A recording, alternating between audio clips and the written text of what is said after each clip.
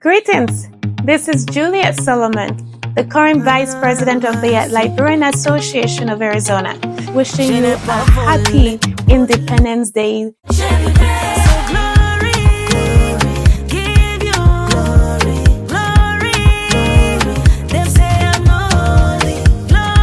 All right, ladies and gentlemen, welcome once again to Bollitv. This is your most talked about channel right now in the state of Arizona. As you can see, sitting back there is the most powerful woman in Arizona right now as we speak. And just by looking at that woman back there, you all know what you should expect. You'll get ready right now. Grab your popcorn, and I'm telling you, not just one. Grab many popcorns. Because as I turned to my sister sitting back there, my daughter also too, it's about to be explosive.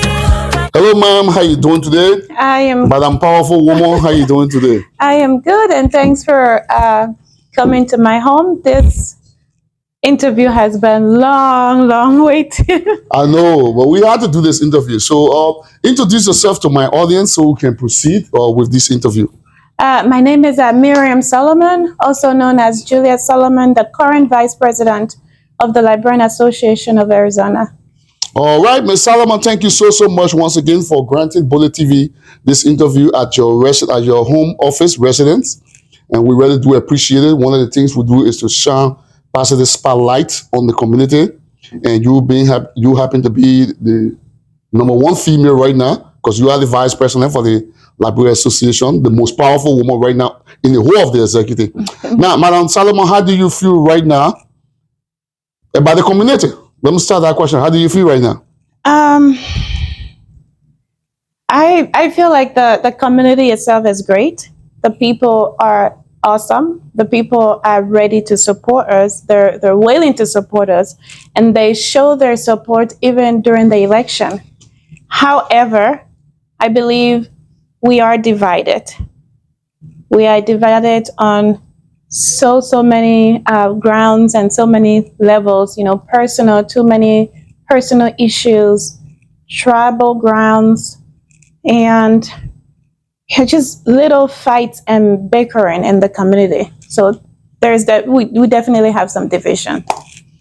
So when you say there are little fight and bickering in the community, now when you say, is it among the people, or is it among the leadership, or what is the fight coming from?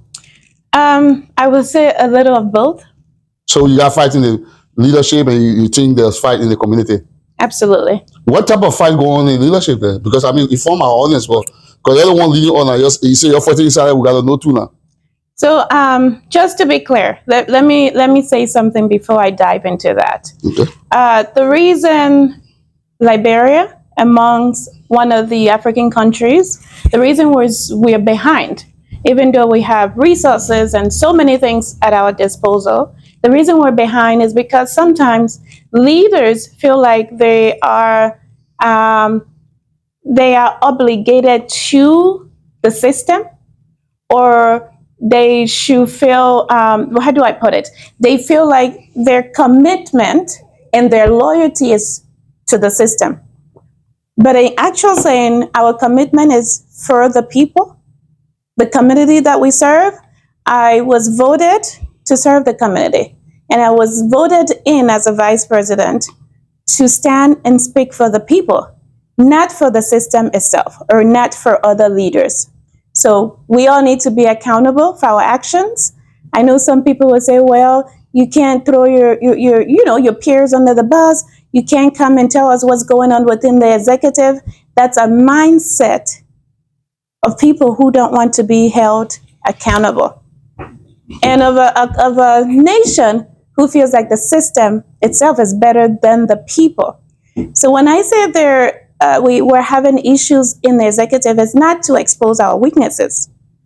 This is to strengthen us as a leadership, and in so doing, we can also strengthen our community. So yes, there are a lot of disagreements. There are a lot of different forms of leadership styles. Some may be good for the community, and others not good. So thank you so much for that elaboration. So now that you have said that, I'm going to come to the most current situation. Mind TV channel was banned from the community chat room because I quoted one of my guests. Do you think that was the right decision by the current president to silence the media because they are quoting a guest that's supposed to appear on their channel? Absolutely not. That was not the right decision. And I stand by that in public and even in private. So what do you think should have been the appropriate way for the current leader to take action? Mr. Harry Ator. You know, as a vice president, my role is to support and provide assistance to the president. That could be through my counsel, you know, through directions, but I can be limited, and I am limited in what I can do and what I cannot do. So when I think that the best approach as a leader, or let me say if I was in that position, the best approach would have been to call the individual who posted that comment.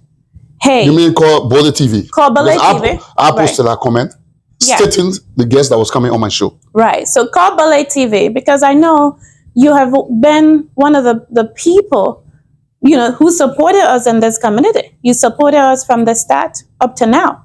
So not because we're in power now, we'll start turning against those who once supported us. You understand? So I believe you and the president and the entire executive, you have built a good relationship with us. So a phone call across to say, hey, Mr. Bollitv, or Mr. Bullet, what's going on? What happened? You know, like I feel like this comment is personal. At least give you an opportunity to express yourself, you know? If the message was mistaken, then maybe clarification would have been given in that approach. And also maybe reaching out to the rest of the executive to say, hey, this is the current issue that we have in the chat room. What do you people think? How do you think we can proceed with it? That I believe would have been the best approach. But one of the things that really puzzled me, I got from reliable sources, I received text messages that were placed in your executive chat room where even after he banned Bollitv when the community was going ahead, he came back and was trying to restrict the entire chat room from the community. Is that true or not? I mean, I got a text message because I'm going to be putting in this video. You know, sometimes I wonder how you get your information. But is my information correct? It seems like we will have to do a thorough investigation. I do have the text message where he wanted to restrict the chat room and ban all the community people from the chat room again. Is that true or not? First, let that clarify that, then you can get an explanation. Did the president now repost in there that they should restrict everybody from the chat room and only leave it up to the executive to post? I believe so. He did so. I believe so. Now, why do you think the president behaving like that? You ban the community media now because the community reacted to your actions. Now you want to restrict the entire community. Well, you know, I work in healthcare, but I'm not a psychologist or a behavior analyst, even though we are trained to pinpoint some issues that individuals or patients may present. I can't sit here to really say that I know why the president is doing the things he's doing, or that I know why people behave the way they behave. So I'm sorry, I can't provide any clarity to that. That would be a question for the president himself to answer. And Ms. Solomon, this brings me to my next question. There are rumors in the communities that I hear sometimes from the community. People are mostly blaming you for most of the president's action. Do you advise the president behind the scene? If you advise it, what type of advice do you give this president? Mr. Harry Ator looks like, I mean, the community is standing against him. Now some people behind the scene are saying you probably behind the irrational behavior of the president, and where he goes in the chat room and won't argue with everybody, sometimes delete people, and they say sometimes you too even delete people. What kind of advice do you really give the president? Because they blame you, they say you're probably advising the president, and I'm hearing rumors sometimes like, oh, the president is saying that you are not politically correct sometimes, and sometimes you may need to take these actions. Are those correct? Well, let me start by saying, as a female, surrounded by muscle males within the executive, it can be challenging passing your view across. But I have few and several weaknesses within the leadership who can attest that the vice president have always spoken the truth. The vice president have always been on the side of peace. I want peace. We need peace in the community. We cannot use the divide to conquer strategy. You cannot use that as a leader, because what happens when a leader or a leadership uses the divide to conquer approach in a small organization, things tend to spill. People start to understand the approach that is being used. If it's a big country, perhaps you can succeed.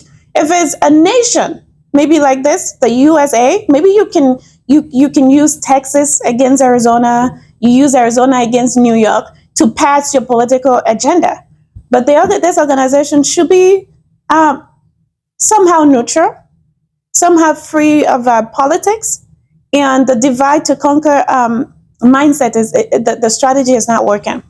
So let me begin by saying, if the public can record or remember what happened when it came to the Bollitv incident, they will understand that the vice president stood for the truth. The vice president was all about, let's get Bollitv back in this group chat as fast as possible to handle the issue, not only the matter with Bollitv, but to keep the community calm for several reasons. Number one, we need peace in the community. Number two, we have an event coming. As a leader, you pick your battles wisely. And not only that, you're choosing your battles wisely, look at the seasonality, look at the season. What is coming up? What do you have planned? Do you want to use that time to focus on negativity? Do you want to use that time, to focus on other issues rather than promoting the agenda of your leadership? So if the community can serve me well, if truly, let's assume it's true that I've been the one behind the action of the president, why is it that I went in the group chat, added you after we had several meetings as an elective body, because we're 4 of us elected, and the majority said, we don't think Bollitv did anything wrong. Let's bring Bollitv back. And I, as a vice president, I said, I am willing, anybody else could have done it. I said, I am willing to take that bullet. I am willing to take on that fight because I knew what and who I was coming against, right? When you say you knew who you were coming against, who are you talking about? You talking about the president? I knew, because his approach was different. His approach was, no, Bollitv cannot come in the chat room now. And my thing was, okay, we have 3 that have agreed out of the 4 of us that was voted in. 3 of us have agreed that this man should come, this man should return and let peace reign. So I knew what I was going against. So I knew exactly that the president was going to behave the way he did. I knew I was going to... Yeah, you added me back, the man deleted me again, and then he deleted your entire executive. Let me ask you one question. Yes. Do you think it was appropriate for the president that all of you were elected together? Basically, you don't have the same power. Because you all let me back and told him the truth. Do you think it was appropriate for the person who's supposed to be your community leader to come and illegally delete the rest of the other executive, including his vice president? I don't think it was appropriate. Neither one of us have power over the other within the elected, the 4 of us that were elected. Neither one of us have power. So he just disrespected, the same way he disrespected me by taking me off the chat room because he failed to comprehend what I could.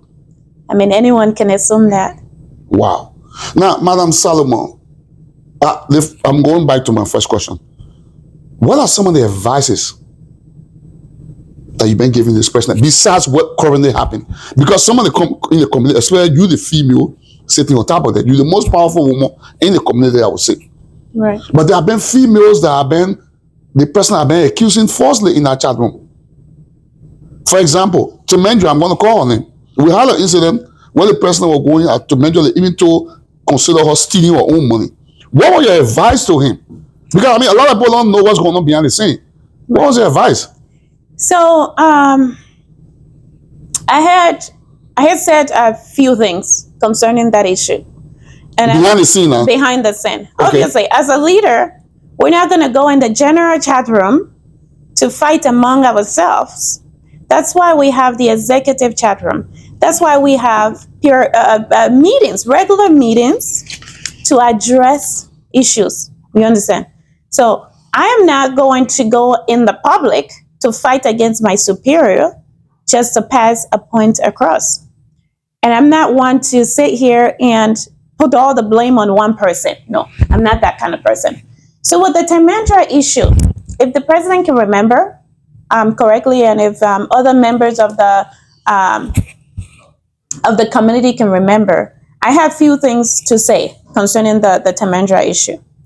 I was really hoping not to call names or not to be too direct. Well, Bollitv uncensored and uncut. Right. You can call me everything. Right. So with the Tandra issue, I called the president when I saw her post in the chat room concerning the donation, the collection of the donation.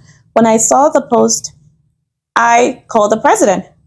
Which post you saw now? Oh, the initial post about, the initial post she made.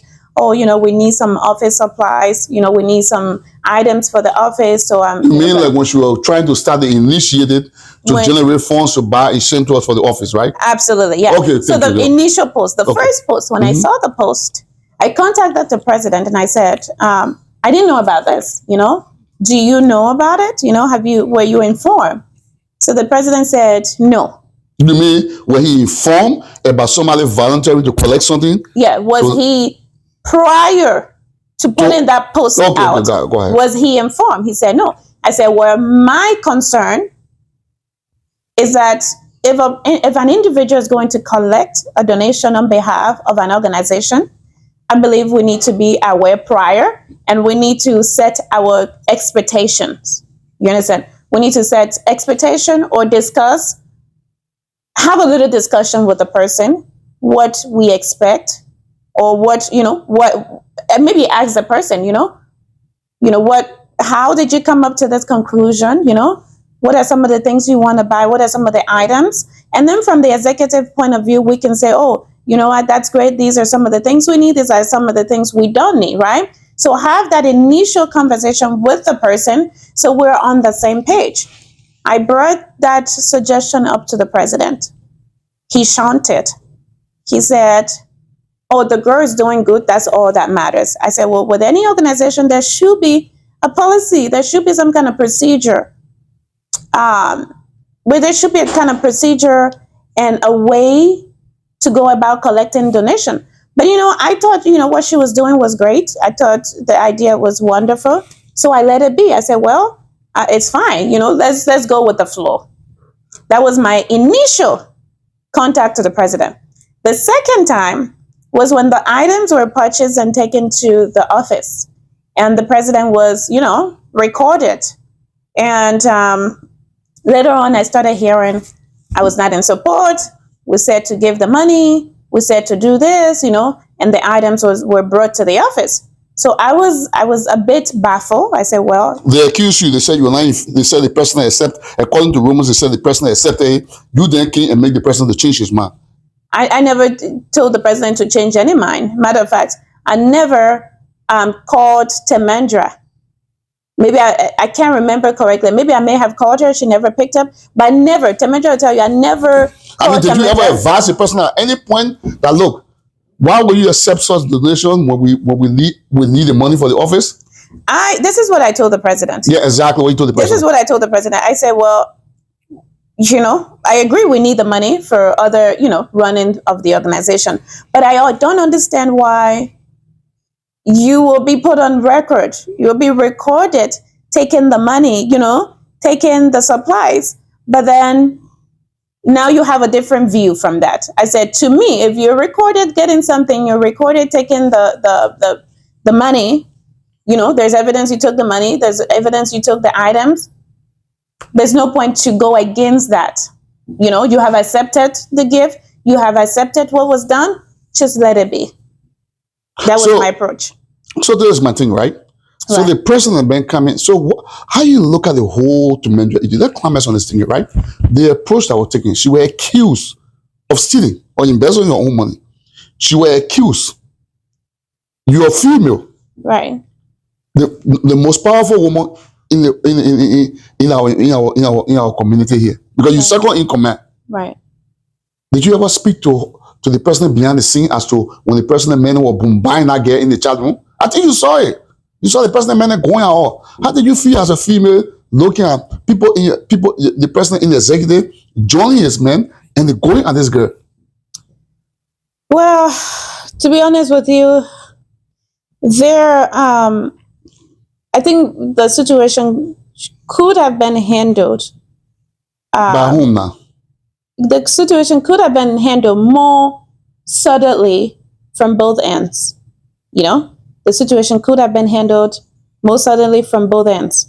When I say both ends, is that the post about the executive coming after Tandra within the general chat room, you know, the post about, you know, about that. I was not, you know, I just did not like that approach. You know, did you talk to the president? I really didn't like that approach. But when it came at her in the chat room, in the general chat room, there was a post, you know, about the money and stuff. You know, there was a post that came from the executive end there. Mm-hmm. I didn't like that approach.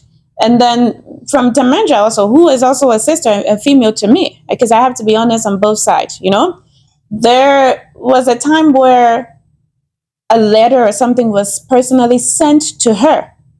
And she brought it in the group chat, you know? She brought it to the community. She brought it to the community. So I think we could have done better with trying to address this issue. Trying to address this issue first behind closed door before making it public. That's where Okay, I'm sorry for interjecting, Madam VP. Right. Your executive went after this lady who initiated. The main purpose of the initiation was to buy a central for the office. Right. Good gesture. Right. Your people went after her. Then you sent her a letter to let her know how she's stealing. Then you say she was not supposed to bring it to the community? No. There was a initial communication that was sent to her that she brought in the community. What was the communication about?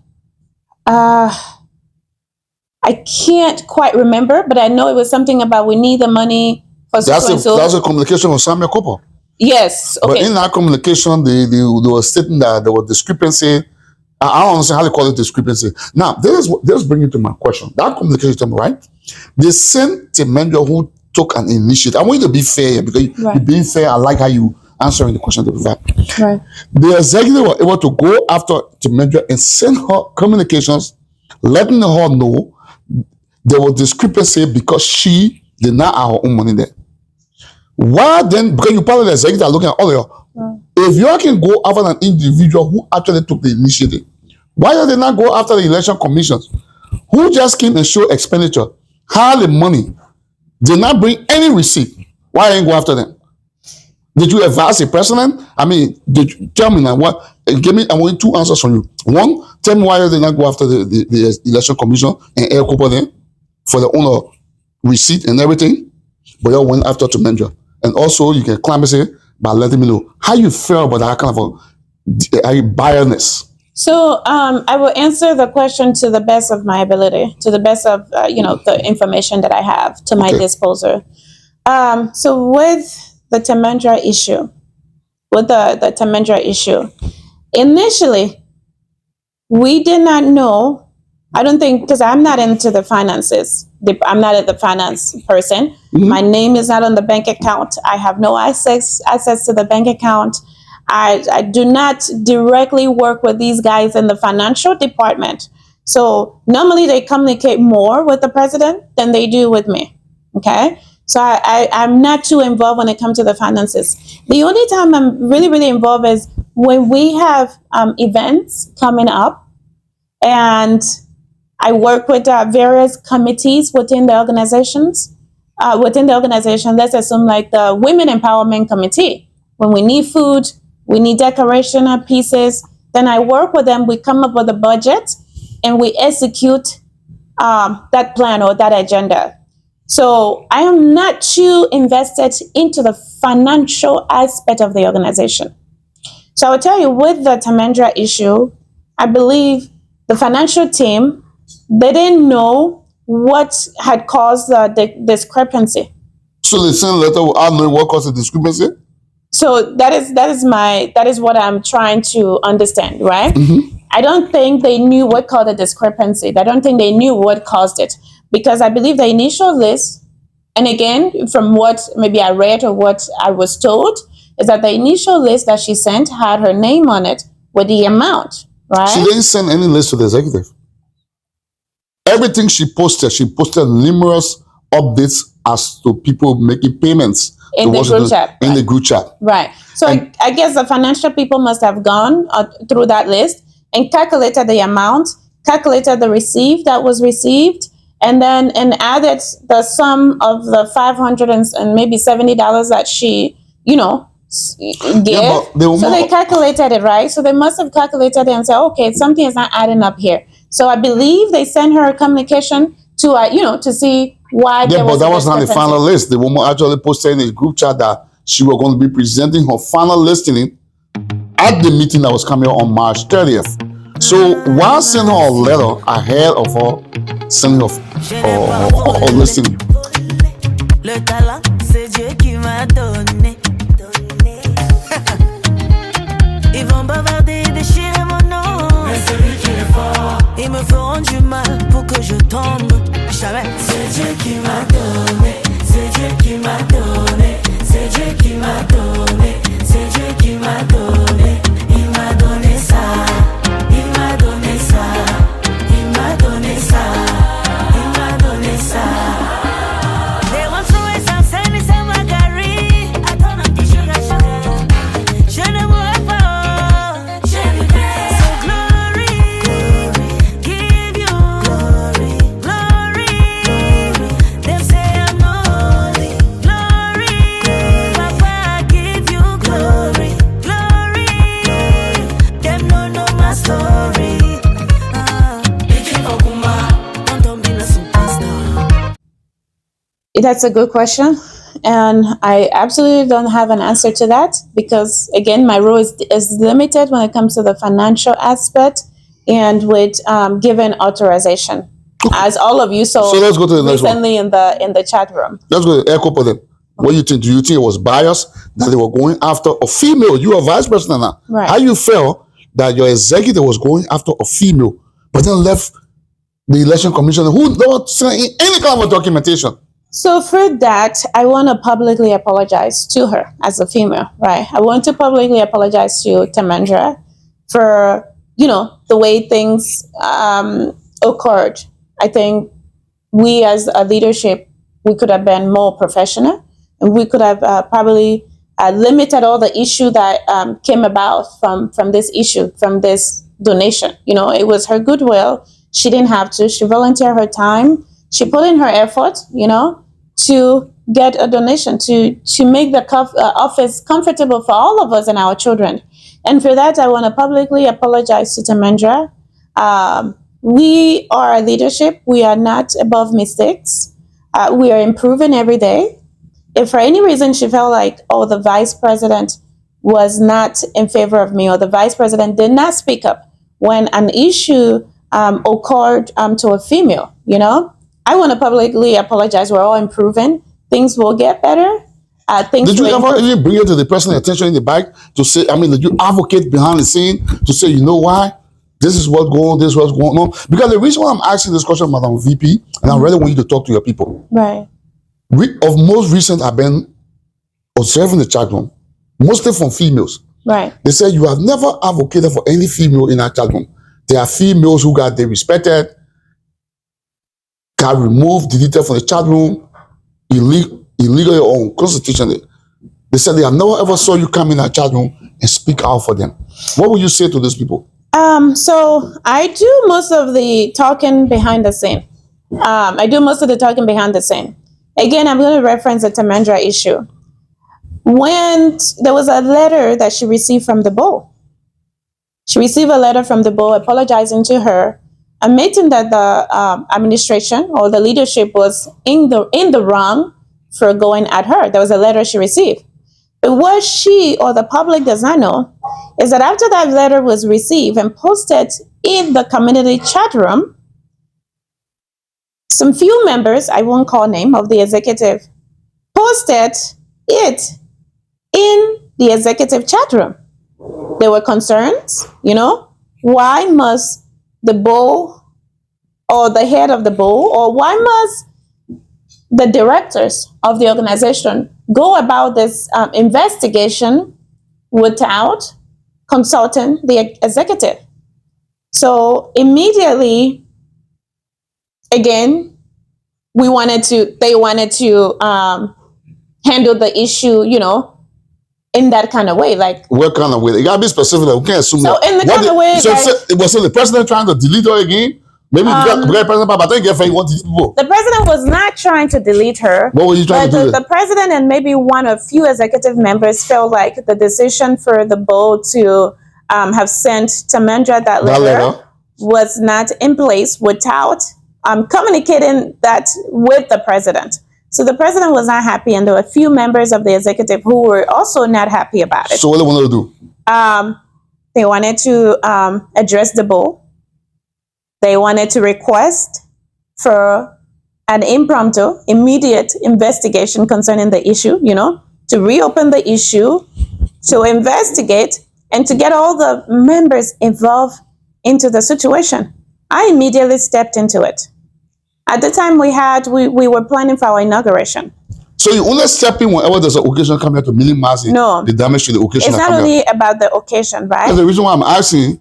The deleted Bollitv, you said, you told the president to that one, they say coming, you can't bring it in. Now again, to measure the issue, you said there was an occasion coming. That's what I'm trying to find out from you. There was also an occasion, that's correct, and I'll answer that question. Okay. So as a leader and as a female, working with men, you have to know what to use as a leverage. Just going to certain people who are strong-minded and strong-willed and just saying... And believing in their own actions. Yes, and just saying that this cannot be done without finding a tangible explanation that will get other people in the leadership to support you will not hold grounds. So you have to find a strategy, and you'll have to find a way to be able to convince your peers that we cannot do this. We should not do this. Why? Because of this. So I use that strategy because of the inauguration. I said, listen, this is not the time for it. Let's let it go. Tandra is right. That doesn't change our title. That doesn't change our position. That's not going to change anything. So you told them Tandra is right, and they didn't want to listen to you. I said, the Bull said Tandra is right. Tandra is right. Let's let it go. This is not the time for it. And I always, again, reference. I don't say because we have an event. You understand? I always reference, let's focus on the work ahead. Let's focus on the task ahead, Let's focus on the event. So those are two things. Only concern when there's an event coming to, you know what? This is a distraction. Let's let it go. Let's focus on the July 26th. If you read my message that was posted, I don't know how you got a hold of the messages, but if you read it. I got a lot of messages. We're going to go into that. If you read them, you will see that I've always said, this and this and this will cause more issues. Let's focus on the task ahead. Let's focus on the work ahead. Let's focus on the program ahead. All of this is going to drain our energy. So yes, I stood up in that executive chat room, and I told them going after Tandra and the Bull will not do any good. So let's let it go, and let's focus on the task ahead. Let us all be united. That's all I wanted in this community. Let's unite. I don't like the chaos, the drama, and the going back and forth. It just leaves a bitter taste in my mouth. So I said it, and few members of the leadership and the executive, they came up, they said, you know what, yes, Perzo, I think the vice president is right. Let's not address this issue right now. Let's focus on the tax ahead. And over time, what happened? We even forgot that it happened. So, and there's a particular incident where I deleted a text message in the chat room, and I would love to just give a little quick summary of what happened behind the scene. Because most of the time, if we don't see someone doing it in public, we don't see it happening in the general chat room, then we conclude that nothing was done. However, as leaders, we are not to be out there doing it. It's better to work behind the scene, and it's better to try to fix the issue behind the scene than eye service, okay? So when our wonderful president and his ex-wife had a little altercation, I will not go into the details, and she posted in the chat room. But what occurred behind the scene that most of you did not see is that Helena and I have a great relationship. Helena and I can pick up my phone right now, call her. There will be no issue. We'll talk. We have a really, really good relationship. So that day I was unaware of what was going on. Helena called me. She said, you need to warn the president because he has called police on me and there's so issue going on. So I said, wow, okay, let me try to reach him. I tried on my phone, I tried about 7 times, and I could not get the president. So I told Helena, I said, Helena, please send me your address because I want to come, I want to be on the scene, and I want us to handle this as one LAA family, just one family, okay? So Helena sent me her address. I got into my car and I drove on the scene and I tried to talk to the president. I even went in her home and sat with her for over 30 minutes while we discussed what transpired and how we can move on as a family. However, the president insisted that what he wanted had to occur. So the authorities came and they handled the matter in the best way they felt was possible. So they handled the issue in that way. So while I was leaving the scene, exiting the scene, Helena mentioned that she was going to inform the public, she was going to inform the general chat room about what had transpired. Even though I still believe that that was their personal issue, that was their personal family issue, and they had no business going into the group chat. I mean, that's how she felt, and she's a lady, and I sympathized with her, and I spoke with her. Even after that event, even that same night, we spoke on the phone for about an hour. We spoke. So the president had threatened to remove her from the group chat if she posts anything personal on there. So I told them, I said, do not remove her. If she posts anything personal on any of our platforms, I will remove it. I will make sure I delete anything personal, anything that would seem like an attack against your character, your personality, or anything too personal or invasive about both of your ex-relationship. I said, I will delete it just to prevent you from deleting her. Just to prevent Helena from being deleted in the group chat, I went ahead and deleted the messages she posted on all our platforms because I didn't want her to be deleted. So the president went ahead and deleted her in the general chat room, which I was very, very upset about. And I spoke to him about it. And I expressed my grievance to him about what had happened. And I even expressed it to few executive members. So I was very angry. He deleted her from the general chat room. He also asked me to go into the women's platform to delete her. I told him, no, I can't do that. I will not do that. against another female. So that's how I went in that chat room, deleted the message she had posted. The president went behind my back, spoke to one of the committee heads. I will not call him, but spoke to one of the committee's heads to add him into that chat room so he can delete her. So my people, that's it. Again, I hope there was a better way that I could have handled the situation, or that we all could have handled the situation, but it wasn't handled in that way. I did everything behind the scene, drove on site, it took me 30, 40 minutes to drive to Helena's house. I drove there, okay? I was on the scene for about 2 hours. We were waiting for the authorities to get there. So I did everything I felt like I could have done as a woman. Okay, I did everything to protect another female. Je n'ai pas volé. Le talent, c'est Dieu qui m'a donné. Ils vont bavarder, déchirer mon nom. Mais celui qui est fort, ils me feront du mal pour que je tombe. Jamais. C'est Dieu qui m'a donné. C'est Dieu qui m'a donné. C'est Dieu qui m'a donné. C'est Dieu qui m'a donné. Il m'a donné ça. Il m'a donné ça. Il m'a donné ça. Il m'a donné ça.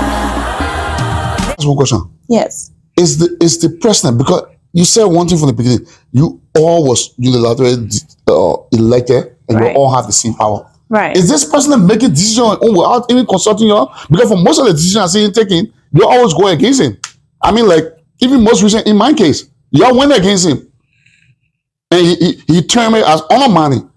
Is the president stepping over his boundary because you guys are all equal? When we voted for a team, all of you together. Is he stepping over his boundary? Why do you think he's behaving like that?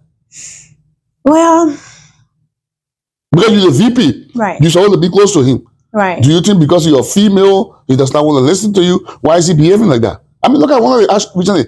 Deleted every one of you people. I think that action alone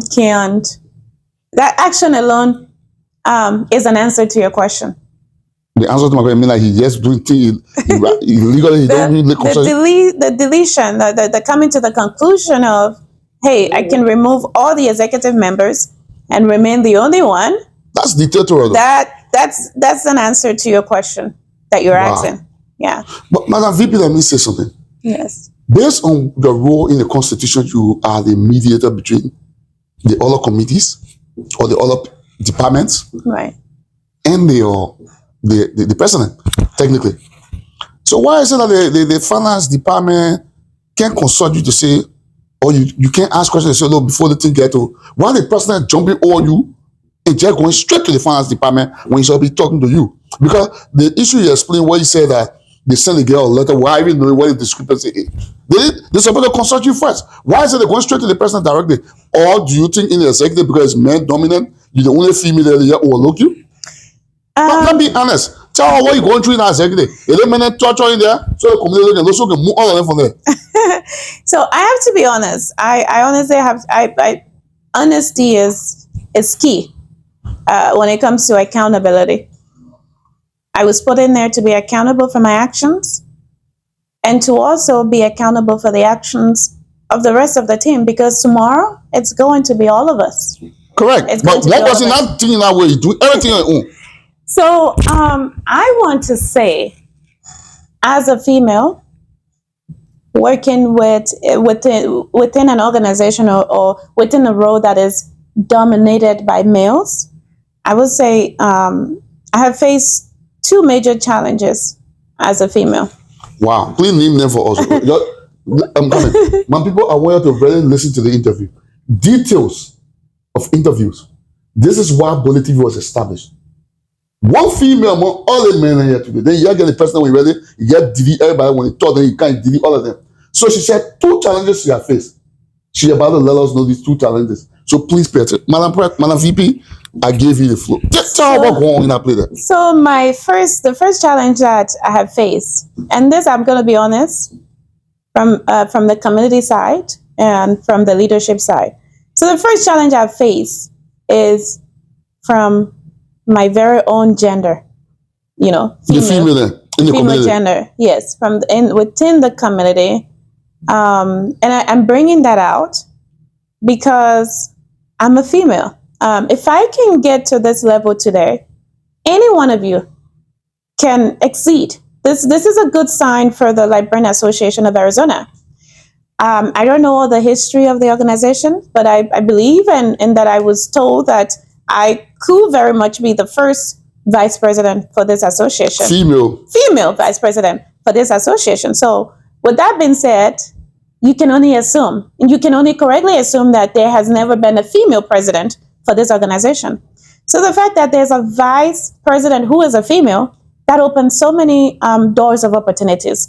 That is getting our people to see the difference in leadership styles, and to also see that if a man can be a president, a woman can be a president. It doesn't have to be me tomorrow. It could be you listening, it could be you watching. But the major issue and the major criticism I have faced from the community has been from the women. Yeah, but you tell the issue here. What are they saying? What are they saying? What are women saying? And why are they saying it? Or why do you think they're saying it? Most often, and this is, I'm going to generalize this for especially we the blacks, most often. We the black, like you now the vice president for the black African American community. Because you say challenges you face from the female, you're talking about our Liberian community female. Right. So I want to know the challenges so they can know too. Right. So most often, the challenges, most often I think it's from different viewpoints. Just give some examples. I'm better. I can be better. I can do a better job. She's not advocating. She's not doing her job, without having tangible proof and evidence. And again, I also want to use this opportunity to come out straight and to sincerely talk to the women and to our mothers in the community. If I have done anything to you personally, let's take out the LAA, if I've done anything to you personally, please find this video as a means of, again, reconciling our differences. Find this video to say, the vice president is out here. I am not big to apologize to anyone. I am not saying that my viewpoints are better than yours, I am out here to say that I am publicly sorry, especially to my female, to the female gender. If you feel like I've not been defending you, or I've not been speaking out for you, or I've said one or two things, maybe because we worked on the project and the way I see things might be different from how you see them, and we have maybe one or few disagreements, it is not unintentional. I'm one person. We talk something here and there. I'm done. I'm gone about my day. I forgot about it. It's all in the past. That's me. So I don't believe in holding things against people. You understand? So if any of the females listening and watching have felt disrespected any way or anyhow, I want to publicly use this platform to apologize. If I have not been speaking for you before, believe me, I will push moving forward, starting from now. And your most of that bag gonna be bag on. Yes. Okay, so we have female salon. You're not telling sorry. If you're not been doing good, you sorry, and you say even though you've been talking behind the scene. Yes. Now for the meaning, the executive meaning. Right. What is or are the challenges that you've been facing? Especially without one person in there. Well, be honest. You see what you can. You talk about the female. Don't have nothing for the executive meaning. Say it. We can call you. Yeah. Say it. So for the males, the executive male now. Yeah, want to be sure you talk about. Yeah, you said two things now. You said for the community, the female, and then for the executive. So But let me start with the community first. Then I will the male. Yes. The males in the community. Mm-hmm. Yeah, like 3 group of people. There are 3. Yeah. Let's say 3. So let's start with the males in the community.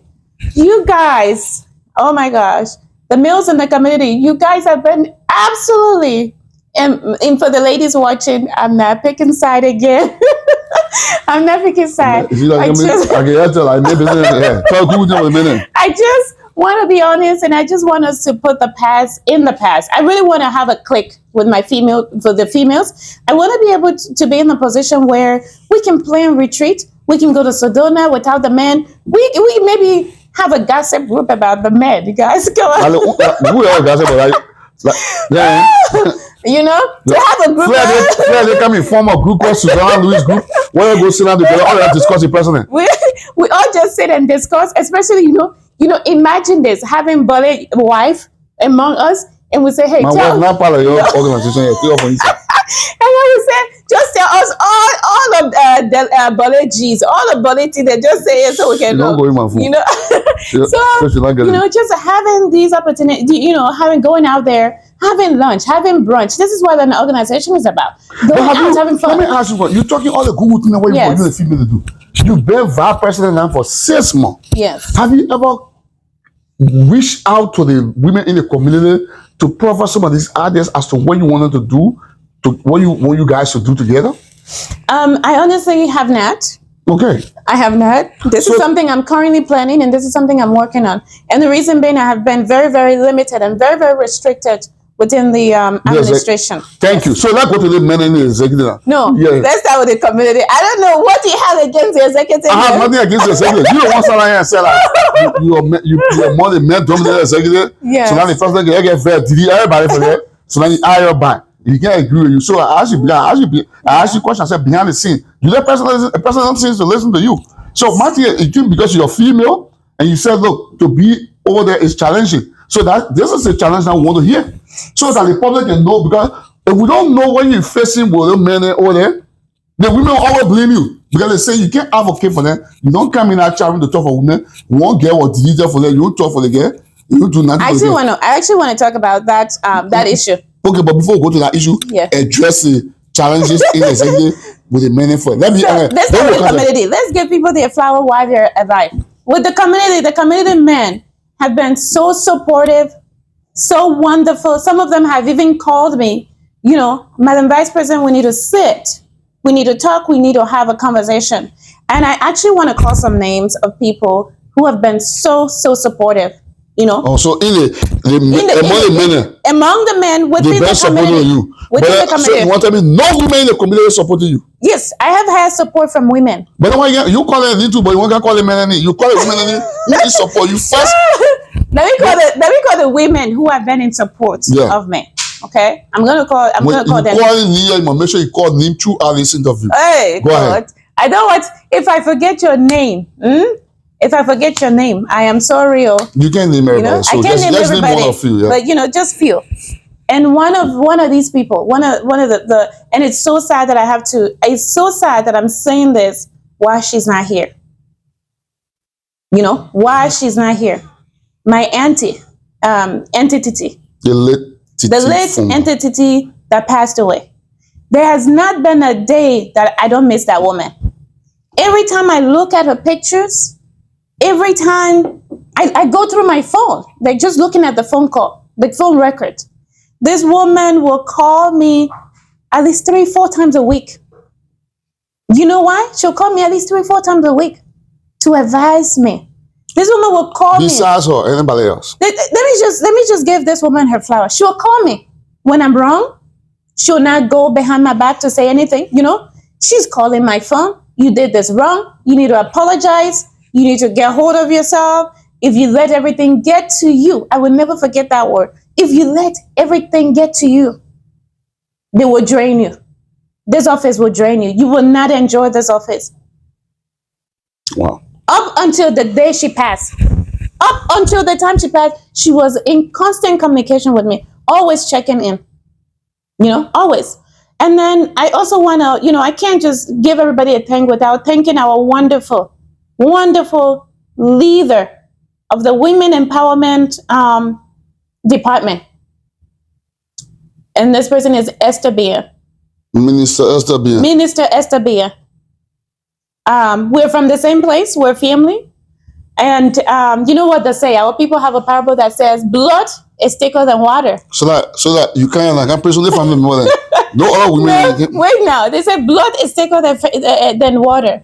So, no matter what may have happened in the past, she told me, she said, listen, I don't know the president from anywhere. You understand? I never knew the president from anywhere. I got in this campaigning, I got involved in this administration because of you. Yeah, but because of you. So I want to thank her for the way she have really served that department.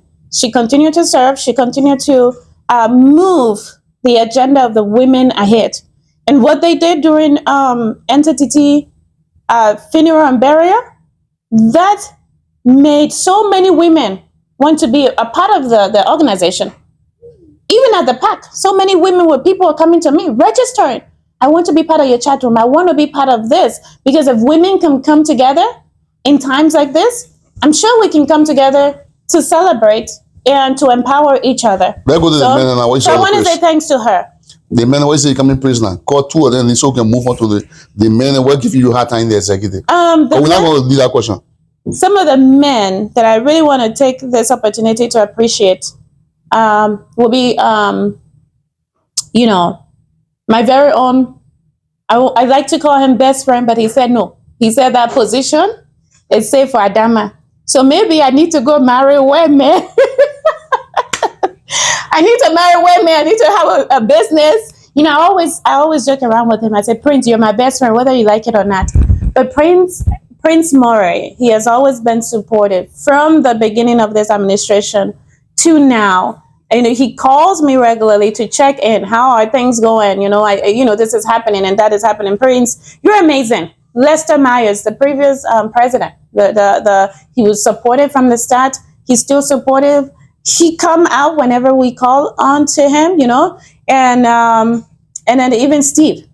So opposition even Steve Bollitv. Previous president. Yes, even okay. Steve Bollitv. I'm getting to it. Even Steve Bollitv has been, he has been wonderful. He has given me advices, even though, you know, we've been on the opposite side.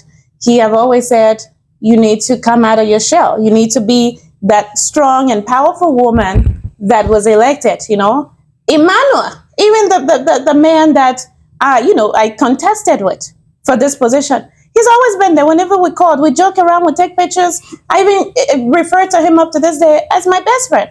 And for the other ones, like Peabody, I don't know their name. What is his name? Just etc. Etc. So many of them. And then you, my very own father at Bollitv, you know, you have been amazing. You have been following this leadership. You have been so supportive to us, especially me, you know, being a man who has also have daughters. So you understand how sometimes it can be challenging for us females to handle certain issues. So you have always been there. So I want to publicly say thank you. And on the executive side. Yes. What are the challenges? Let's get it. I got a question for you guys to go to.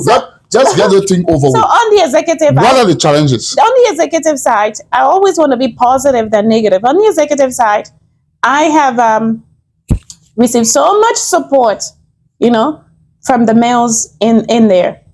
Our general secretary, you know, Romeo Dennis, his assistant Samuel Cooper. This man never calls my name, Madam Vice President, Madam Vice President. Edwin Moore, Madam Vice President, Madam Vice President.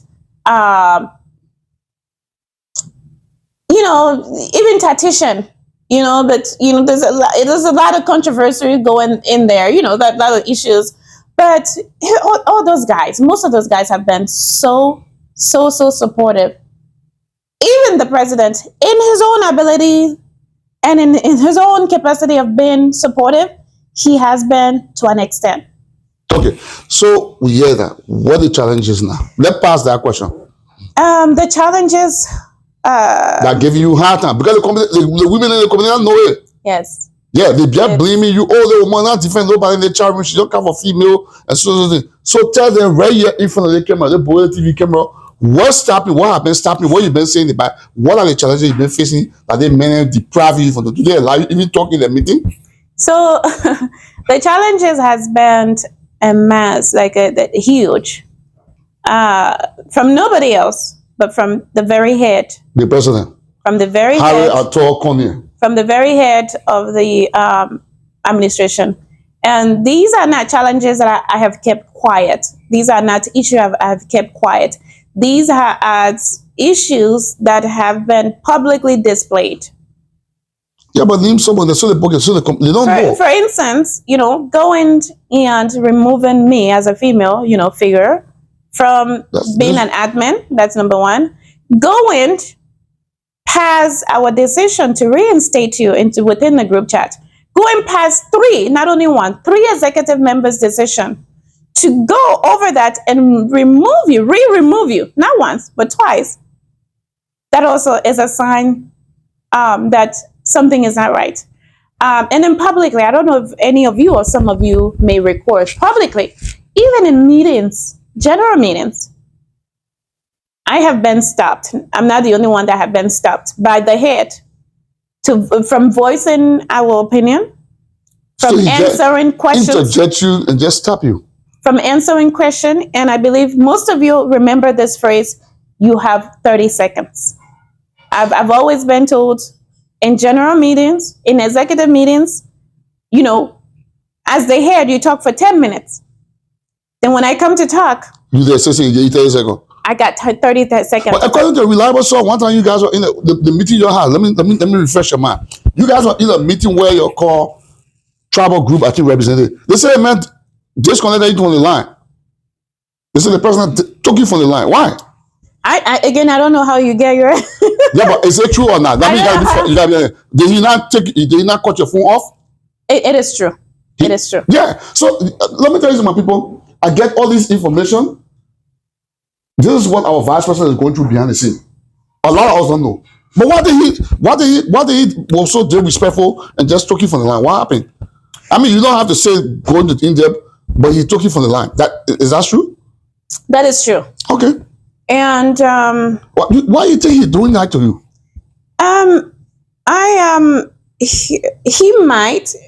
He might, or a few men within the organization, few, when I say few, very few, maybe 2 or 3 within the executive, might have this thought that, Juliet is naive of what is going on within the organization.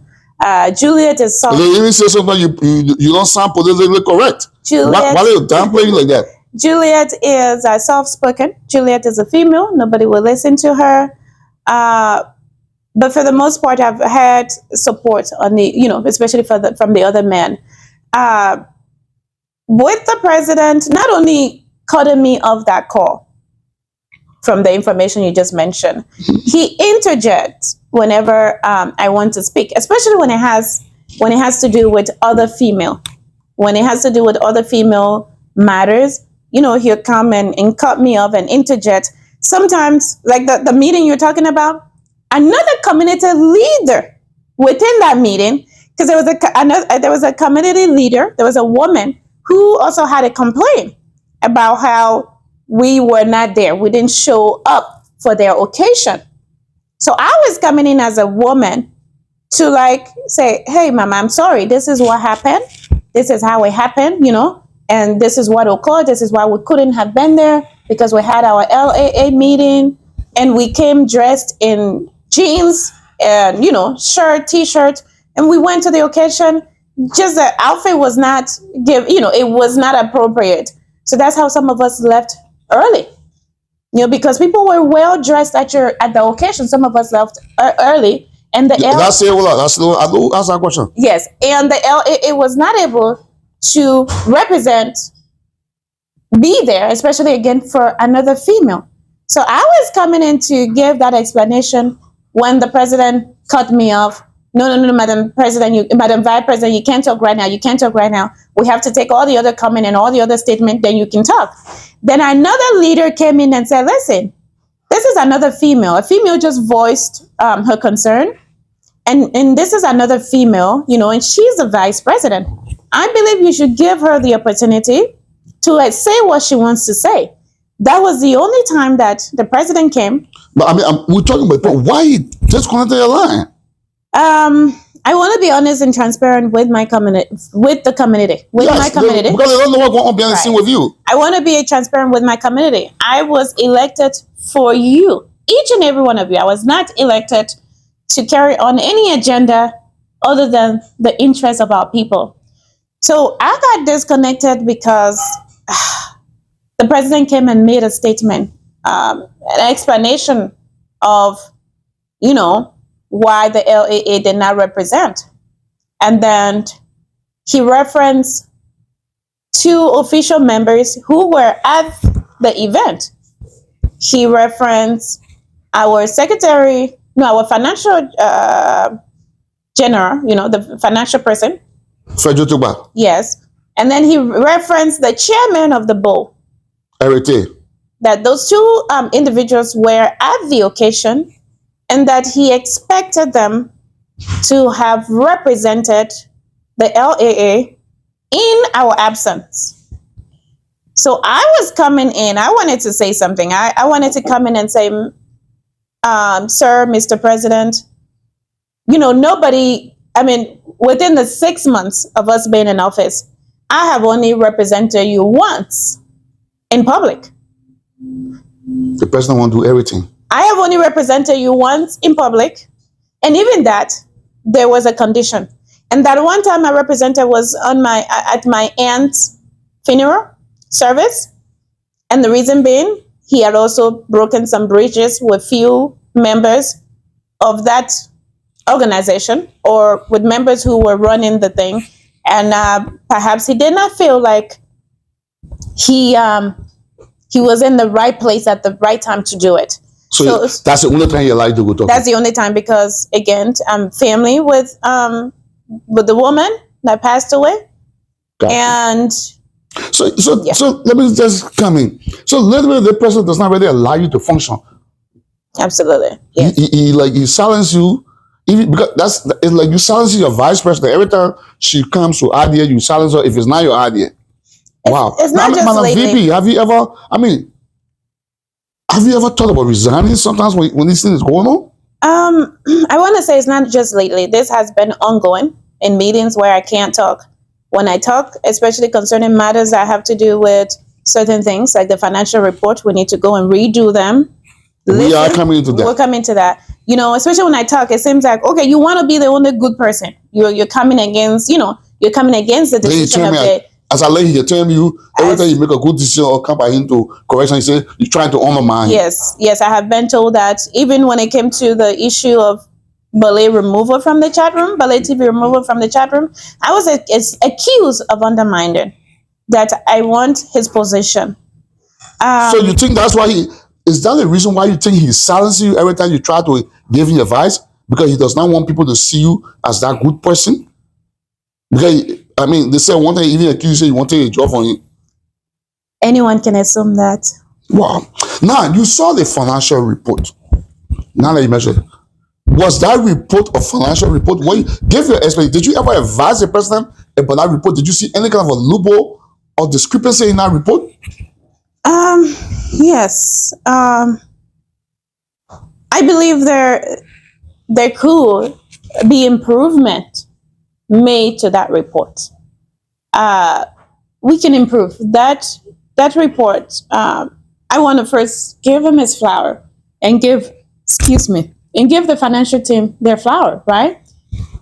The president and the financial team, you guys spent a lot of hours working on that. I don't know what, 20 something pages or 30 pages.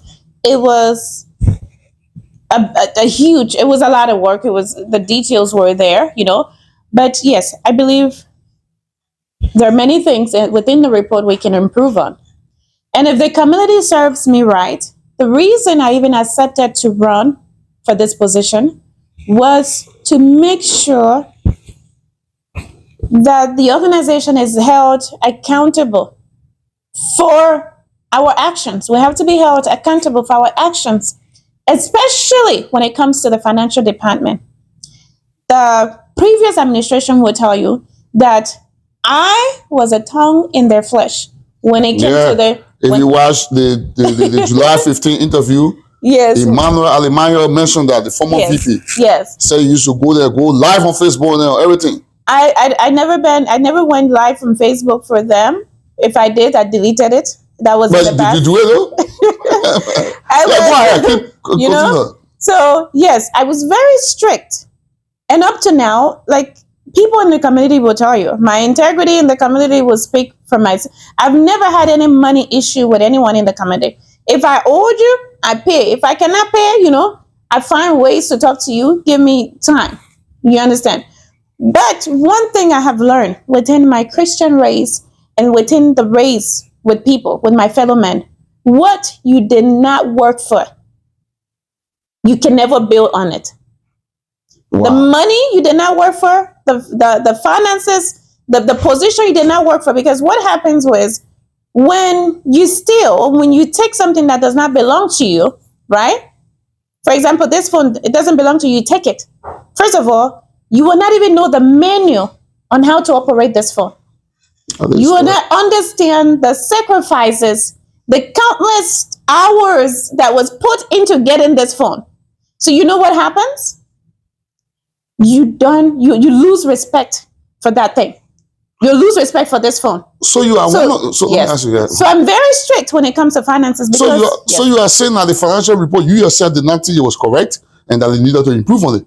I believe there are improvement. There's some improvement. That is what the critics of your administration were saying, and are still saying. Now, after they said that, the president referred to them in his July 1st interview as Nicodemus and distractor.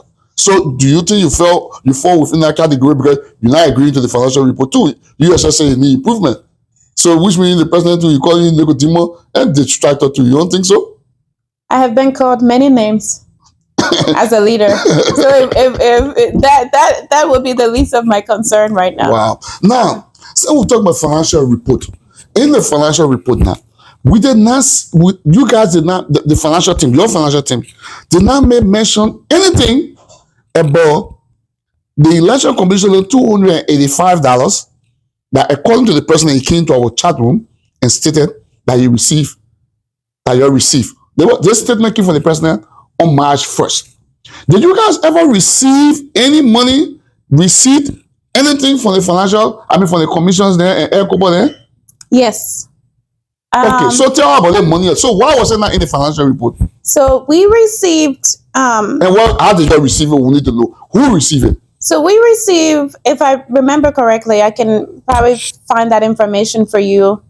So you can use it for your fact check or whatever you need to. Please send it. If I don't get it, I will tell people I'll get it for you. So we received, if I remember correctly, don't quote me on this, I might be wrong, $285 from Pastor Ed Cooper. We received that money. And the reason I know of it is because that money was either cashed app or Zelled directly to my account. Why to your account? Don't the LA have an account? Yes. So there were two instances where the LAA funds were sent to my account. The first instance was during the Valentine's Day Unity Ball event. The ticketing, the donation, the everything was sent to my account. And then with the Pastor Ed Cooper situation, the funds were sent to my account. And the reason for that is because the executive did not have access to the LAA bank account at the time. I believe you remember that when that issue came up in the chat room, you were one of the people who voiced it. You were one of the people who applied pressure. But yeah, we didn't have access. So they needed someone reliable, someone who is financially sound for that money to go into that person's account. So they were using your account during that time period because I remember bombarding everything to turn that account, that particular account over to you guys. So during that period, that's when all the monies were coming to your account. Yes. So the Valentine's Day, if you look at the financial report, you will see that the tickets, the donation, the purchases, I have everything. Everyone who ever bought their ticket through me, the ticket, you will see that Valentine's Day event was like one of the most sold tickets. Like if you look at the that was you guys' first event. Yeah, that was our first event. It was one of the first very, populated event, and the money was accounted for. So Pastor Elkobo actually gave you guys the $285. Yes. So why was it not in the report? I sent that money was passed over to the administration, to the head of the administration, to the president. Did you deposit that money into the LA account, or did you send it directly to the president? So that was either cash or Zelle that was sent through. They were given to the president. So you sent it to the president, Cash App or Zelle directly? I can't remember. Can't remember if it was cash, but there was a transaction that was made. It was the president. That money was given to the president, and everything that had to do with the Valentine's Day event went through my account. Went through the list of people who bought their drinks, who sent their money. Went through my account, and all that money was given to the leadership. Oh, okay. Now, come to the answer now. Why was it not mentioned in the financial report? I spoke with the president once, and I've even pertaining to that. Yes, and I've even expressed my concerns in the general meeting concerning the financial the report, the financial part of the report. I said, and my concern was, and it still stands. My concern is that if you bring something to your community, you bring a report to your community, and that report has been rejected by almost all the members of your community. As a leader, whether you are right or wrong, it doesn't matter, because majority of the population will not be insane about one issue, about one topic. You understand? Let's assume there are distractors. Let's assume there are Nicodemuses who do not want to see the progress of the organization. But not everybody, including members on your own team who have said there is an issue, with this report. So my concern still stands as a leader, even as a professor or teacher. When you present something to your class and they disagree with it, or they're disagreeing with it, at least listen to few of the people in there, take few of those concerns, go back. It won't kill us for us to go back, you understand, and address some of those things. Amend the report, edit the report, make few changes, even if it's one or two changes. Bring it back and say, my people, we couldn't make all the changes, or we have lost count, we have lost track. This is what we have changed.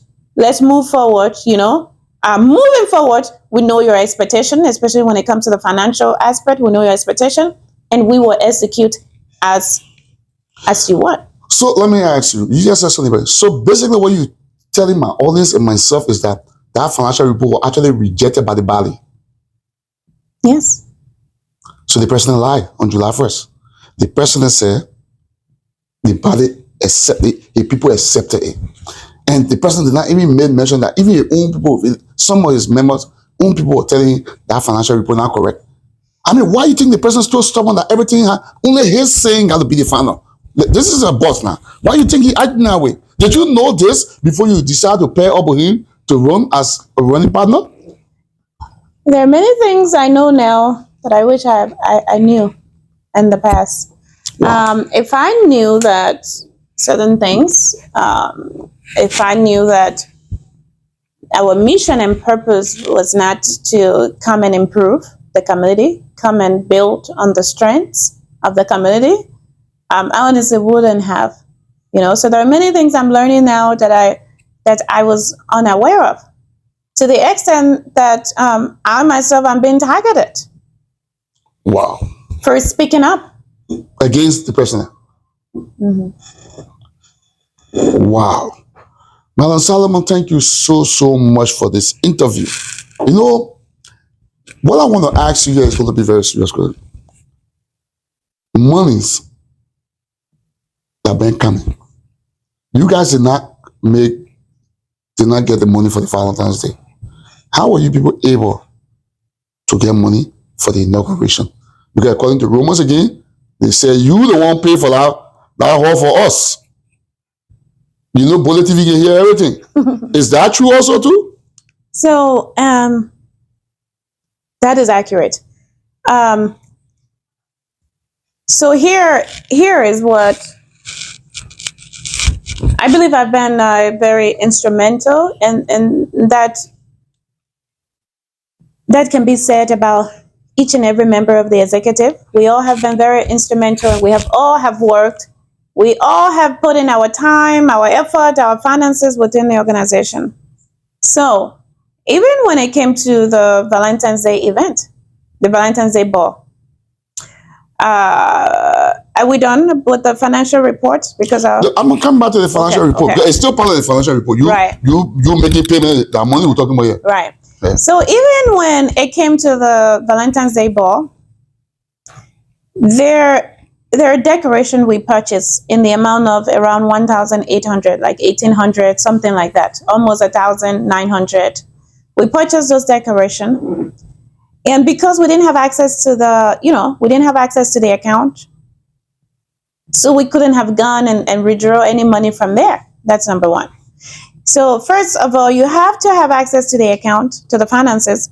But when you get access to the finances, you also will need your committee members to have finished working on the budget. So you need a budget. You need that budget to be very precise in order to go and withdraw money from the account and start executing some of those things on the budget. So sometimes you have access to the account, but there's no budget. So then some of us have to step in and say, listen, Valentine's Day, we don't have access to the account. What do we need? We're buying our own decoration. Okay, the vice president has the money. Because I'm like, we can't wait till last minute, and then we won't be able to order our items on Amazon. So I go, I use my own card, I order them, I get the receipts, I get everything, and I give it to the department, I'm like, this is what I spent for the event, and they reimburse me. So even this past event, I did it. Yeah, I put my own money on the line to secure the hall, because again, that wasn't done. If the president is not there, that's why I'm there to support. If the president is not there, I don't have the cards, and I don't want access to the card, the association card, and I'm not on the bank account. Per the Constitution, I'm not supposed to be on the bank account, so I'm not there. So if the president is not there and I'm there, and the hall is requesting payment by this is also day, if it's not paid, we'll cancel the event. It is my responsibility as a vice president, I believe, to step in and fill that vacuum, and then expect that the organization will reimburse me afterwards. And they have always done that. Yeah. Wow. Now, I will ask you, do you have transaction history where you send money to the president and where the organization is also refunding your money? Yeah, absolutely. Yeah, I do. The inauguration day, Madam VP, do you have any idea as to whether the money is collected at that door has been deposited? Because in my last interview with Mr. Emmanuel, Yes. On July 15th, Right. he made an allegation against this administration. It's been almost 5 days now, or more than that, coming to almost a week now, saying that the money is collected at that door. There's no record of deposit, that the money have not been deposited. Is it true or not? Like I said, I don't have access to the bank account. Have you ever asked the president? Because you're part of the administration. The man is accusing you guys that money is not there. Why has it not been any response from the executive? But the president was be sending, summary notes. Quick. Why do you think, since that man made the allegation against you guys? Because that's a very huge allegation. Like you said, perception played a big role. Whether you like it or not, you vice president or not, your name is still attached to that money. Right. Because you are second in command. Right. Why is the administration have not put out any statement concerning that, or even show the community any documentation? So there are two parts. Again, I have not dived into it. If I see that there's reasons to dive into it, I'm the vice president, I can work with the financial team, Do you not see reasons right now with that kind of a huge allegation in your head? The man accused you guys since the 15th. I do see reason. No statement whatsoever from you guys. Right. I do see. To say no, he lying or he not lying. I do see reason, but again, it takes time, right? We'll have to have our next executive meeting, and some of these issues will be raised within the You've been having meeting this past day where president want to restrict chat room and do other ones. You want to tell me how long will it take just the VP going to the president, Mr. President, this is a very big allegation over our hair. Perception play a big role. Like you rightfully say, money business. Can you just look at it? Can you just go to maybe look at the checking account and screenshot that and say, hey, you go to money deposit there? What's so hard about that? So here's my thing. When it comes to the event, right? There could be two things. There could be two different perceptions here when it comes to that inauguration and money not being deposited into the account. I have to refresh my memory. I'm trying to really think about the figures on how much was spent. It seems like that event was a loss. You understand? It was also a loss. It was, yeah. It seems like it was a loss because of some of the issues we had in the community. So now we have to take in account of how many people attended the event, right? Maybe roughly around 100. How much were the tickets sold for? How much? I should be able to have some of that information in my possession. How much did we, for the drinks? How much did we spend for the jerseys? How much did we, because it was sport day, right? How much did we spend for the jersey? How much did we spend to put the numbers on the jerseys and things like that for the Liberian Association? But that was before the event, though. The question here, the allegation is now about how much you spent on the event. Listen, the allegation is about after money that was collected the night of the event. There's no record. That's the allegation he is making. So yes, I understand the allegation, but I want to take it. Yes, so I want to look at it from two angles, right? When you're analyzing things, we have to look at it from two different perspective.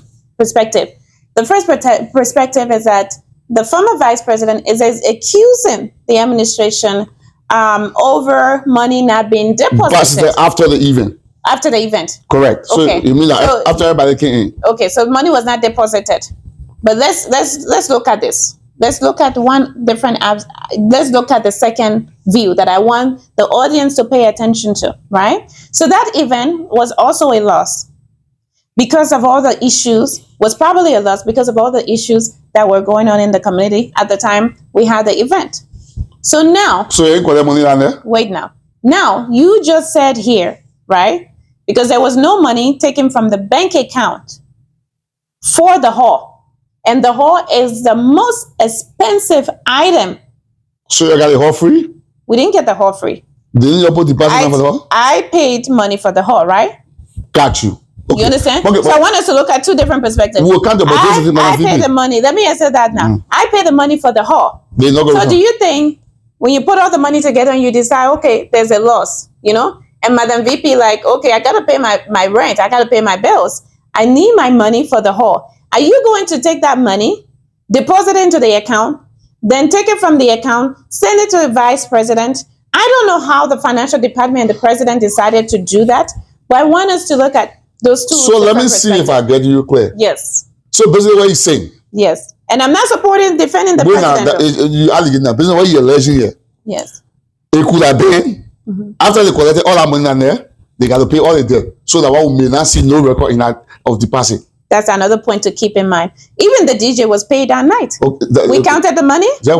So basically what I'm hearing, you analyze the thing. The VP is suggesting or assuming that maybe if it is true now that there was no money deposited in our account after our inauguration, it means that right after they collected that money down there, the very next day they pay your money back because she didn't want to return the hall. They pay the DJ that's in there. So after they pay everybody, they didn't have nothing to put in their account.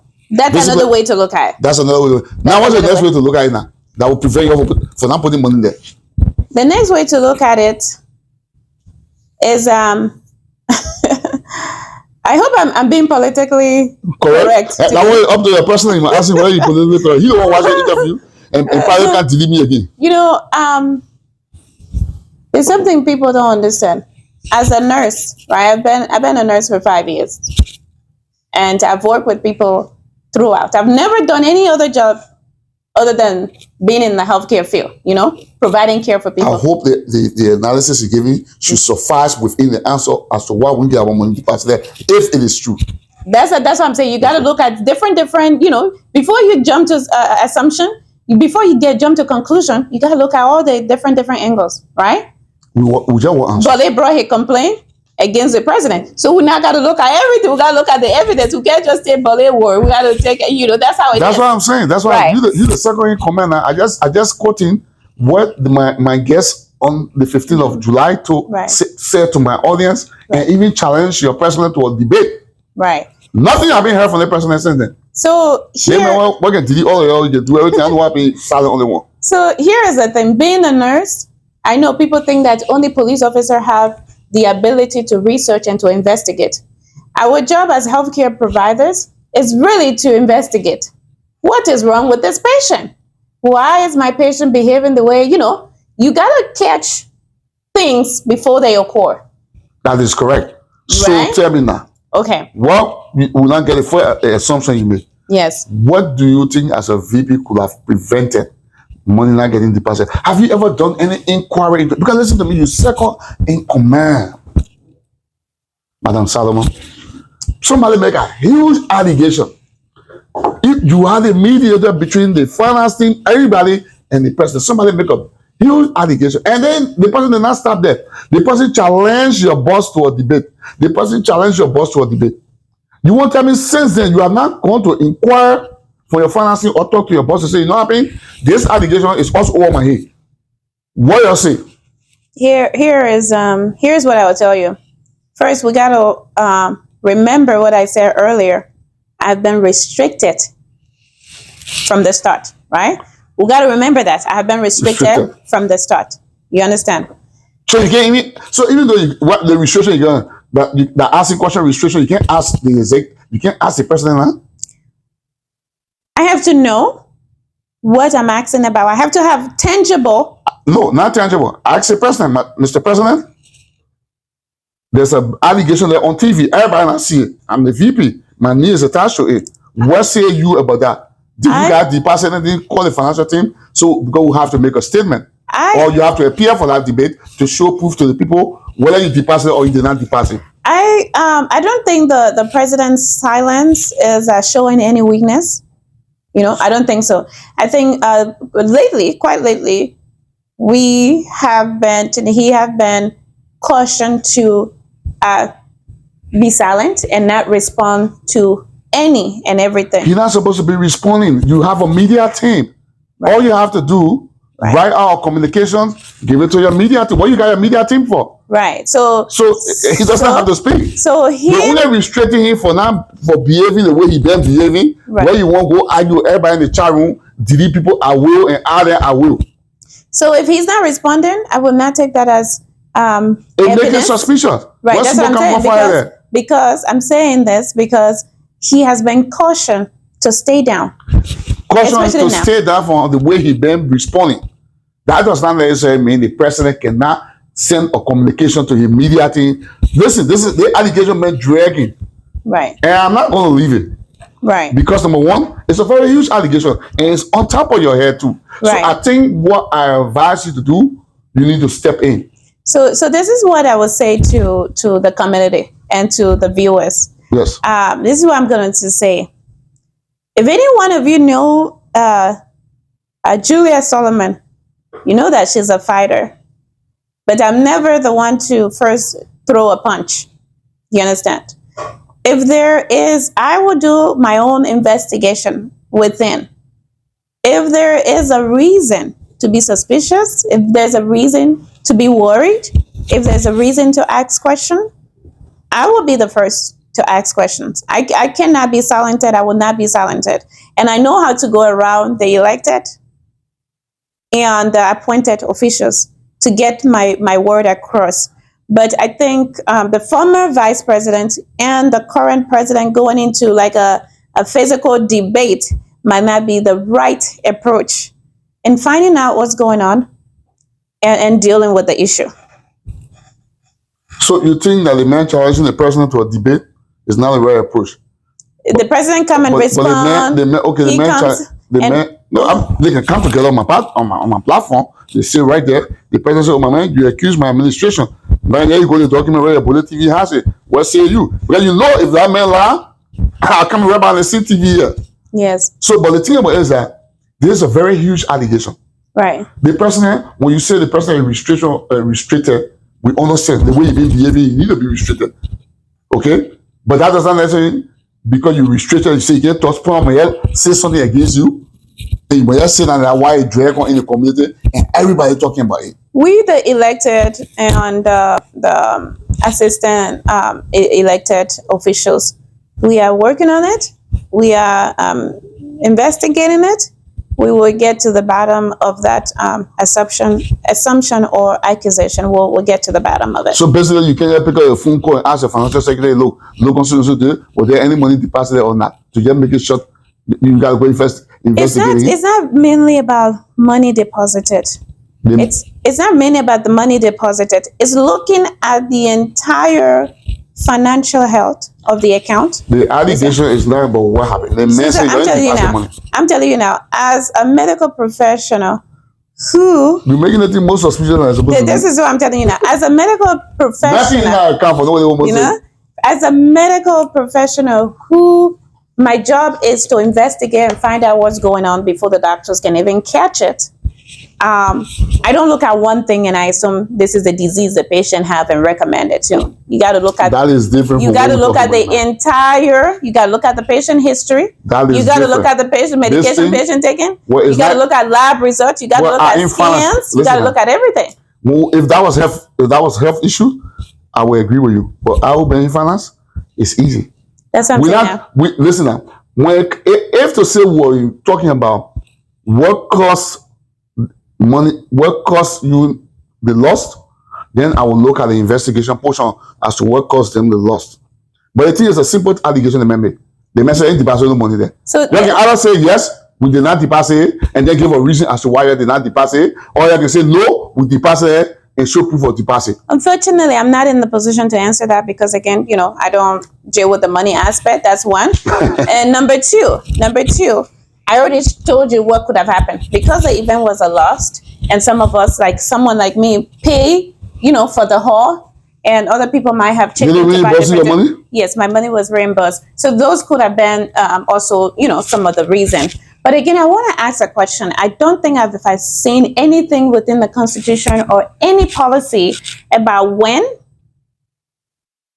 and how money should be deposited in the association account after an event. Have you seen anything within that? Well, we'll fast check that. Don't worry. Okay, let's fast check it. Let's see. Because it doesn't say that. So basically, you can have an event, hold out money for 10 years. You ain't got, until your whole 2 year old, you ain't got to deposit it. I'm just saying that we also need to look at the law. We need to look at the Constitution. I don't think the Constitution said when you have an event, I think it's... The man did not get a time frame. The man say after the event. After the event can be up to to now. So that's what I'm saying now. So where's the money? So that's what I'm saying now. So the money could have probably been held to, reimburse those people who spend their money and do those this and do that. Those are all speculations. Yes, those are all speculations. Right. So again, we're working on that. So, Madam VP, first, we're coming to the end of this interview, and I really, really appreciate you taking the time to sit with Bollitv. But, Madam VP, this is a concern.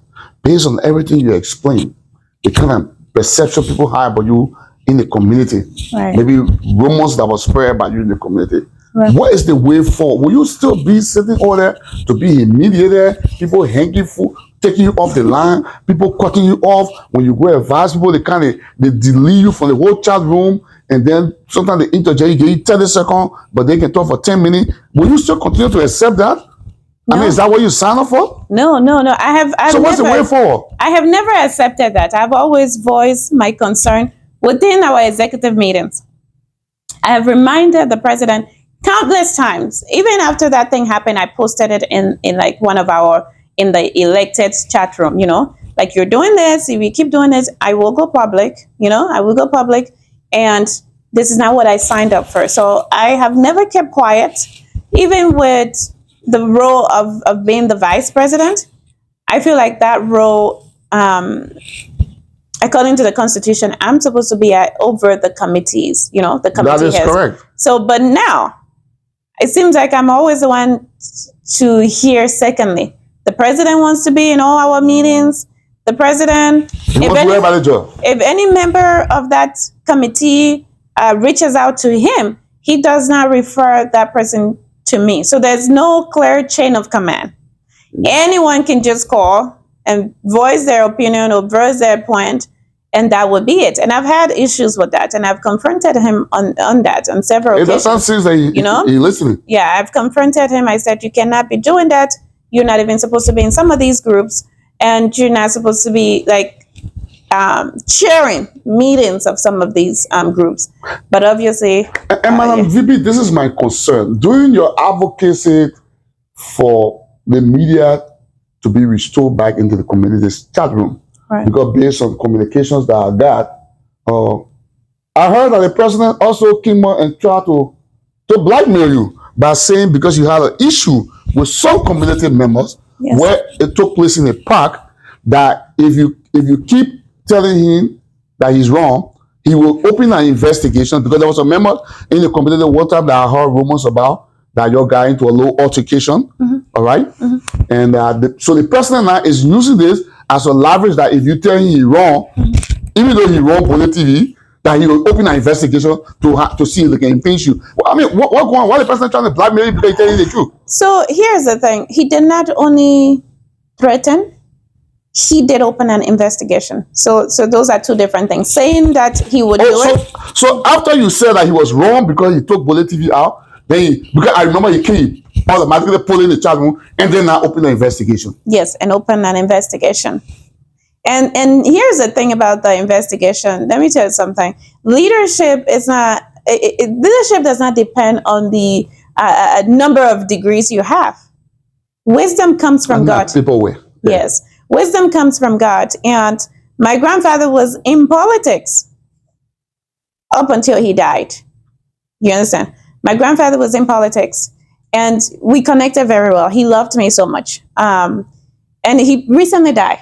That was a shock for my family. My condolences to the University family. Thank you. My grandfather was SS, Special Security Guy, to President, is it Tubman or Tubber? To President Tubman and President Doe. So, but why are you think you're doing that? Because so basically, the president don't want you to tell him the truth. So because he can restrict you. And my community, they listen to the kind of thing here. So the president, why you do that when the vice president telling the truth? So okay, you're happy, and you and somebody may plan, I can open invested. So you want to silence her. And from the information I received from an incredible source, is that the girl that the issue that even brought about this case has everything to do with him, the president. He is a main propagator behind this issue. He's the reason I've had some issues with certain females in the community. You understand? So when this thing occurred, I had a discussion with him. Like, I want to talk to this girl. Let's get this thing behind us. Also, when the issue, you try to reach out to the girl. Yeah, I told the president, I said, I want to talk to this girl. Let's get ahead of this issue. Let's, get done with it. And what did he do? He kept promising, I'm working on it, I'm working on it, I'm working on it. To hold it as a leverage against you later. I'm working on it, I'm working on it. So recently, when we had our past meeting at the office, I was told that he encouraged the girl, because initially it was just a verbal complaint. Okay. But I was told he encouraged the girl to put in a written complaint.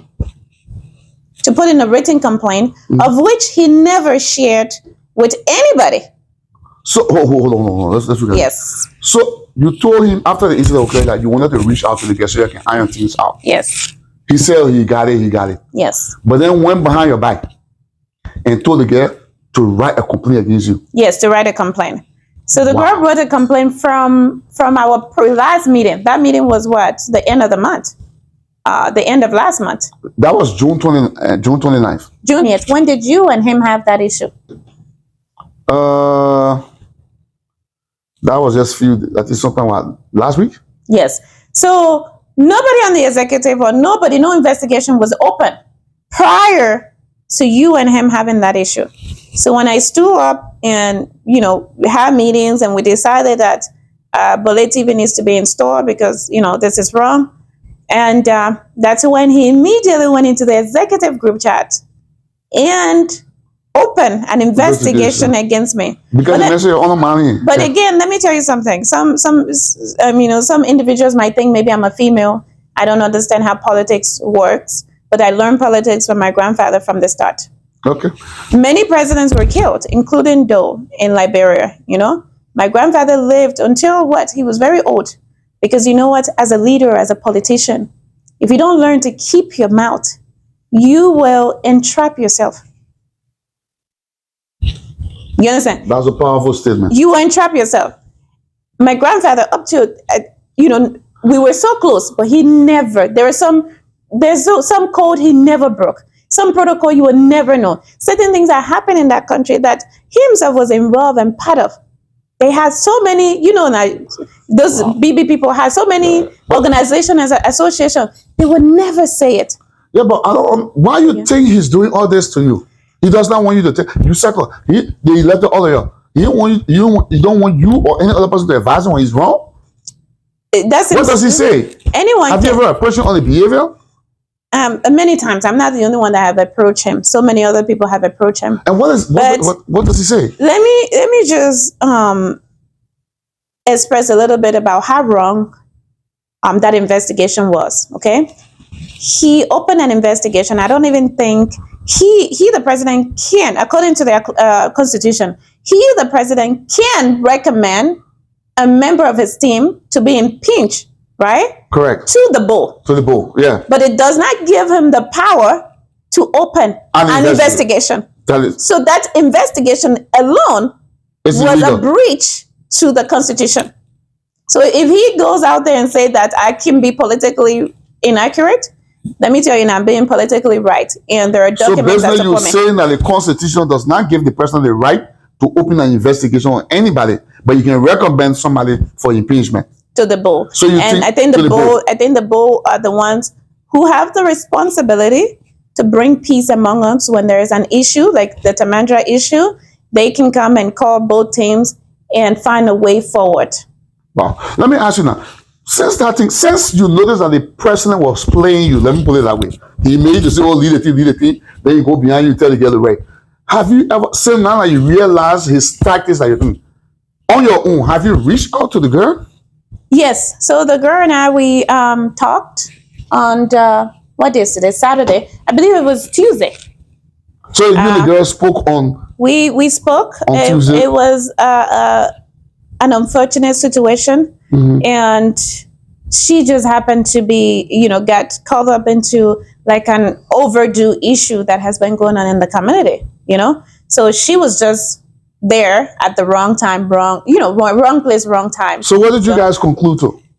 Like I said, I'm a leader, but I'm never big or too small to apologize to anyone. I apologized to her if you felt offended. So you apologized to I did apologize to her. I said, if you feel offended, I'm sorry.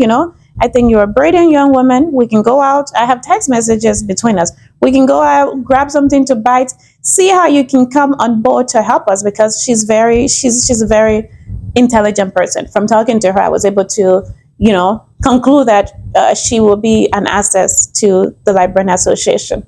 Wow. Yeah. So something happened in the community where the president is supposed to go bring the two people together, say it's not happening, don't let it go. Instead, he pushed it, he made it the other way to keep that particular people against you. Yes. I mean, like, you remember what I did with the Tandra issue when that issue took place between she and Mariam in the chat room? You remember I made sure she would come out, I didn't tell you guys, and we'll make sure we'll iron it out there. Instead of the president doing that, he won't keep it and use it as a leverage against the own vice president.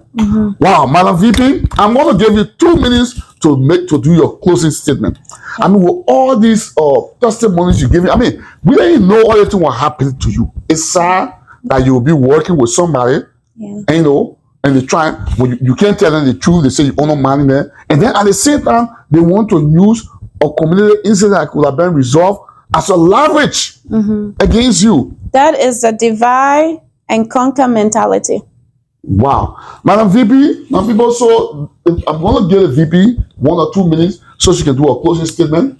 I have another interview to go do. You know, Bollitv, my park, I can't waste it. So the most powerful woman is here today. You guys listen to her and hear her side of the story. And anybody has the right to fast check anything that the VP is saying here. The views expressed in this video today It's not the view of Bollitv, yeah?